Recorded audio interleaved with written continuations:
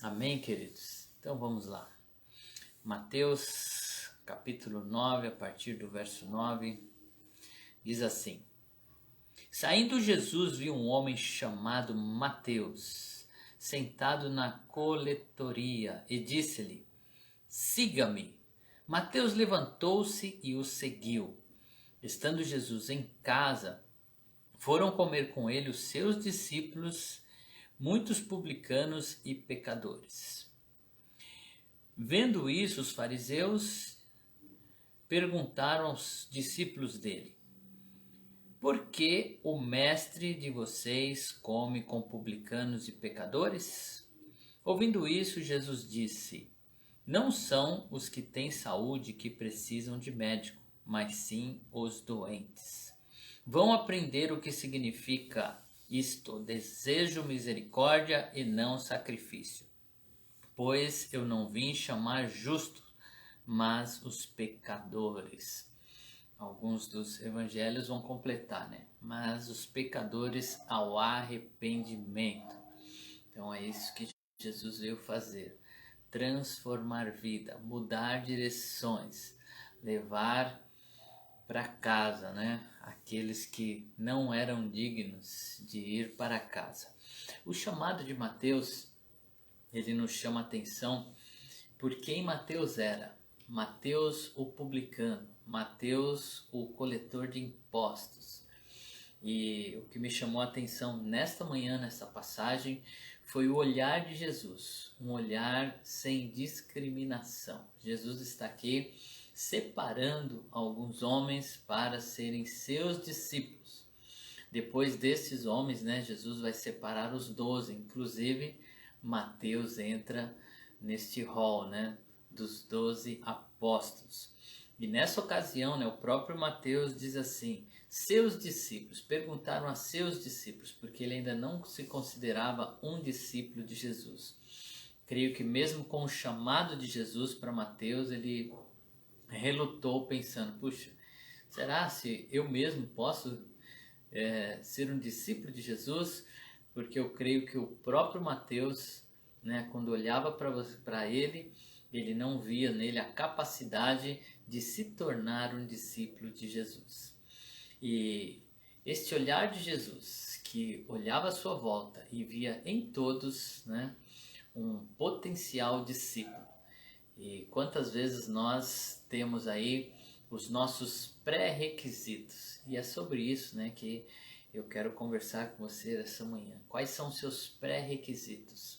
O que você olha numa pessoa para aceitá-la ou rejeitá-la? O que a gente olha?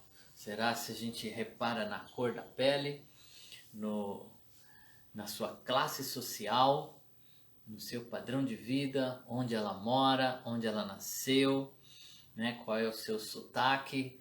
O que nós olhamos em alguém e dizemos: não, esse serve, esse não serve? O que nós pré-julgamos nas pessoas?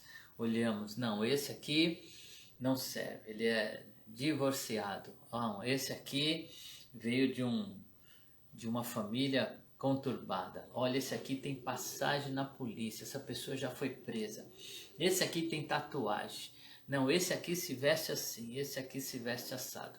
O que o estereótipo, né, de alguém faz em nós? Nós o aceitamos, nós o rejeitamos. E é maravilhoso encontrar Jesus chamando Mateus. Só para você ter um contexto, né, da época, Mateus era como um político, né, no dia de hoje, ainda mais agora em época de eleição, que eles vêm, né, aparecem, surgem do nada e vêm em nossas casas, vêm em nossas igrejas, vêm nas ruas, e aí você encontra essas figuras, né, andando e dizendo: olha, me escolhe, vote em mim, sou uma boa pessoa. Seja sincero, quando você vê aquela foto sorrindo, né, dizendo: não, esse aqui você pode confiar. Você confia ou desconfia? Nós temos aqui no Brasil, né, esta marca sobre os nossos políticos, né? Nós já olhamos essas pessoas com um mau olhar, né? Porque nós pensamos: ah, um candidato a se corromper.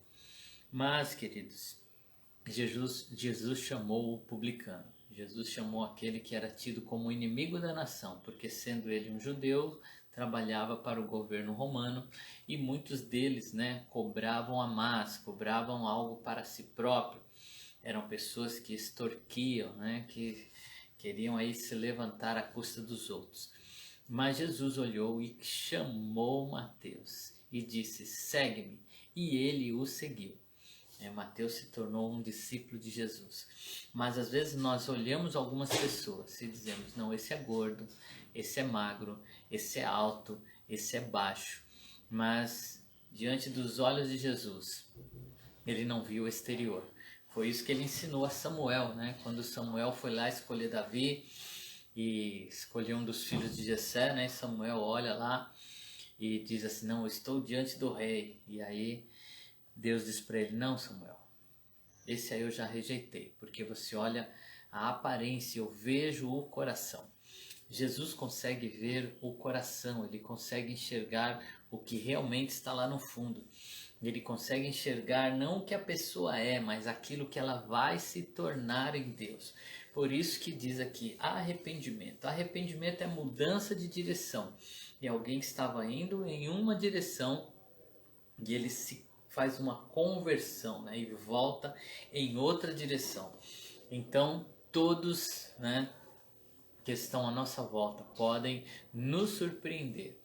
Eu, com a experiência que eu tenho, né, com pessoas, não é uma vasta experiência, né, mas nos anos que eu tenho trabalhado com pessoas, seja no ministério, né, ou nos anos que eu lecionei na faculdade, ou mesmo no tempo que eu trabalhei, nós nos surpreendemos com pessoas. Às vezes você olha para alguém e fala assim: é esse.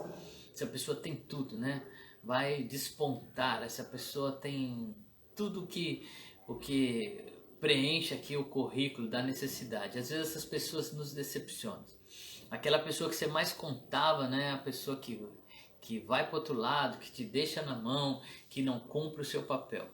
E às vezes também aquela pessoa que você olha e fala: não, esse aqui não vai vingar, não tem jeito, não, esse aqui não vai desabrochar, e daqui a pouco surpreende. E Deus consegue olhar e ver o melhor de nós, o melhor em nós. Deus tem esse olhar e Jesus encontrou Mateus. Nós somos desafiados a ter esse olhar, não um olhar daqui da vista, um olhar do coração, um olhar direcionado por Deus, de pedir a Deus direção.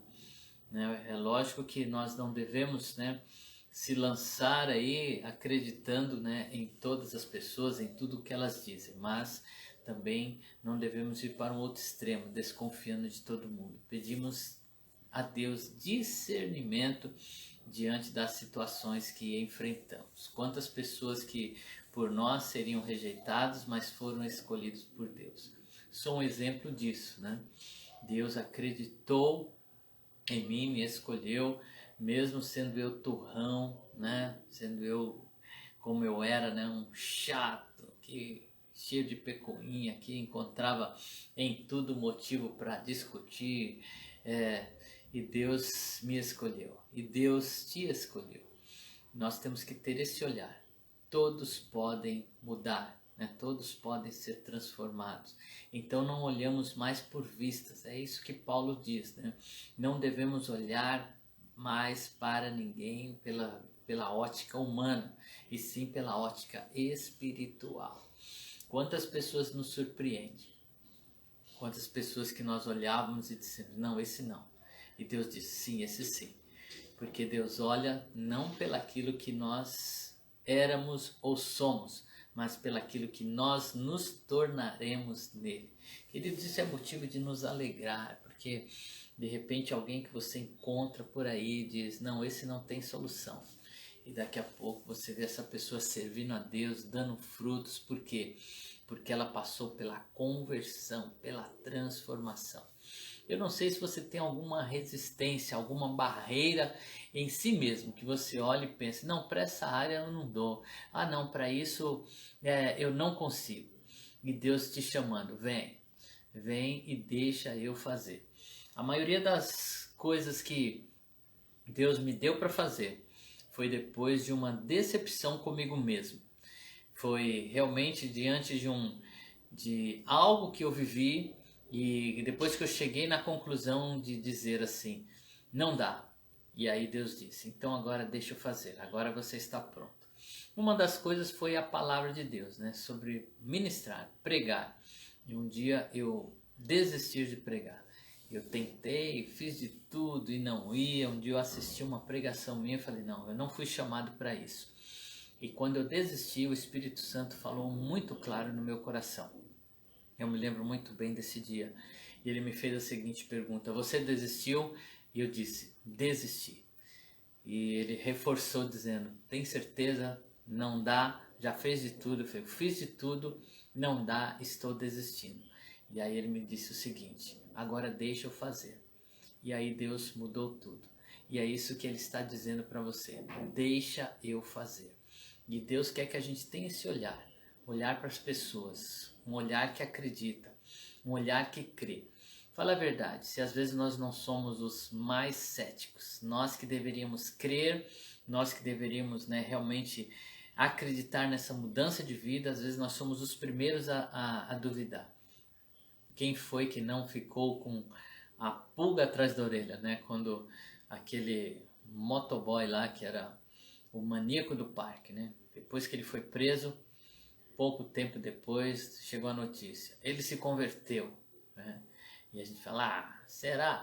A pessoa se converteu?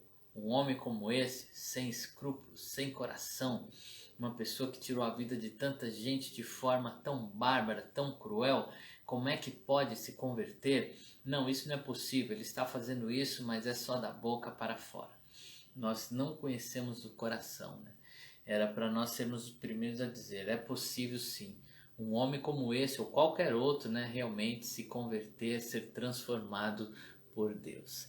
Mas Jesus tinha esse olhar que dizia, é possível. Se houver arrependimento, é possível. Amém?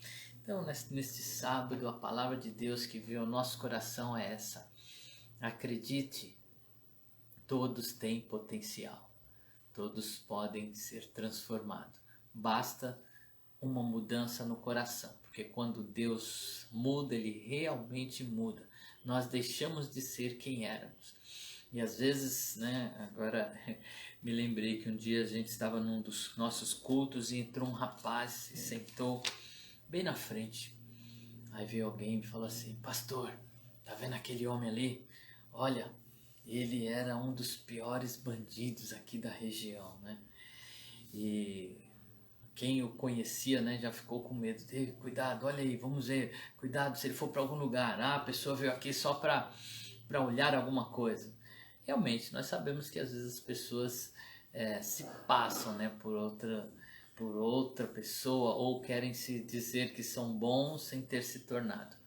Mas Deus transforma. Eu creio que aquela pessoa realmente foi transformada. Deus realmente pode ter transformado. Nós somos a prova disso. Deus não só nos transformou, mas continua a nos transformar. Então, o que nós temos que pedir a Deus é discernimento. E quando olharmos para alguém, nós sermos profetas de Deus e dizer, aquela pessoa pode ser transformada. Deus pode mudar a história desse sujeito. Deus pode realmente levar esta pessoa a viver um evangelho verdadeiro. Deus muda casamentos que estavam em plena destruição, que a gente olhava e dizia assim, não, isso não tem mais jeito, e Deus vai lá e muda. Deus pega pessoas que não tinham compromisso nenhum com nada e faz dessa pessoa uma pessoa responsável. Deus pega o perdido, né, e faz com que ele se encontre. E é essa a indagação. Como é que Jesus comia com pecadores? E Jesus diz, não são os que precisam de médico, mas sim os doentes. E ele veio chamar os pecadores. Deus veio me chamar. Deus veio te chamar e veio chamar muitos que estão à nossa volta.